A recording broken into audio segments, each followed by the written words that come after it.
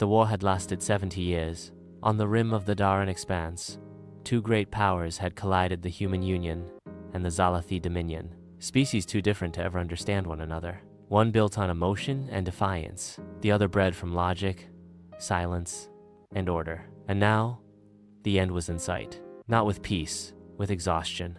Lieutenant Arya Voss, Earth Fleet, crash-landed during a scouting run above the fractured moon of Harkle 3. Her ship spiraled through a lightning storm, hull aflame, engines screaming, before smashing into the violet jungle canopy below. She crawled from the wreckage, bloodied, burned, breathing, but not alone. 50 meters away, another ship lay broken, sleek, silver, marked with Xalathi glyphs. Its hatch hissed open. Steam, movement. And then he stepped out.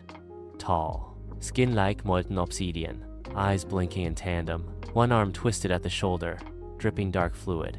Arya raised her weapon. He didn't. Instead, the alien dropped to one knee and collapsed. She should have left him there. That's what protocol demanded. That's what war had taught her. But the jungle of Harkle 3 was alive and hungry. Already, the roots were shifting around the crash sites. The air smelled of decay. This moon was not passive, so she dragged him inside her half-ruined ship, sealed the hatch, bound his wounds, watched him through a cracked visor. When he woke, hours later, his voice was a low tremor. "You are human." She nodded slowly, kept the pistol in her lap. "Lieutenant Arya Voss, Union Fleet. Commander Solon, Xalathi." Silence. Then she spoke. "You gonna try to kill me when you can stand? Not unless you try first." For the first time in weeks, she almost smiled. They were stranded. The storm had fried every long-range comms relay. Their beacons were offline. Rescue, if it came at all, was weeks away. So they waited. He couldn't eat her food. She couldn't metabolize his. They scavenged native fruits and boiled water. At night, they kept watch in shifts, rifles propped against walls they'd patched together. By the 5th day, she taught him a joke. He didn't laugh, but the pulse in his throat shimmered. Apparently that was the Xalathi version. By the 7th day, she asked, "What do you see when you look at humans?" He answered without hesitation. "Violence, but also mourning." She blinked. "Why mourning?" "Because every time I see your face, it looks like someone lost something they'll never get back." Her voice cracked. "We did."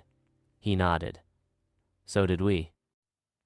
On the 10th night, the jungle attacked. Vines broke through the hull.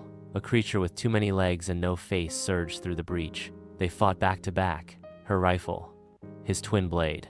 Blood and sap on the floors. Smoke in their lungs. When it was over, she was bleeding. A deep gash across her ribs. He lifted her gently, with strength she hadn't known he still had.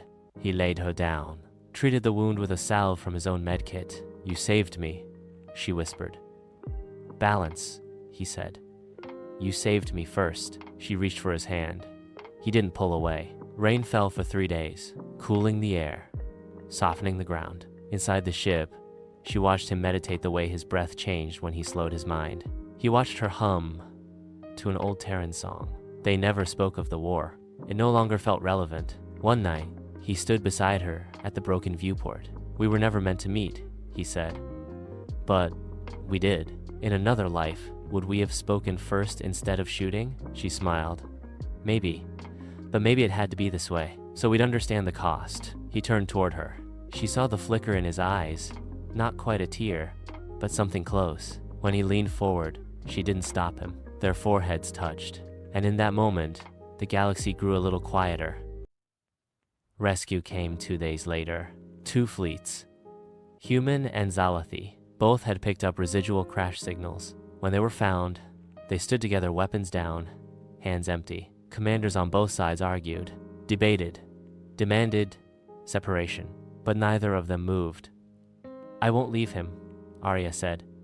"And I won't leave her," said Solon. And in that pause, between commands and countercommands, someone on each side hesitated, and then someone else. Until finally, silence again. The war didn't end that day. But for 2 people, a human soldier and an alien commander, something else began. Something fragile, something rare, something that might, one day, grow large enough to end the war for good.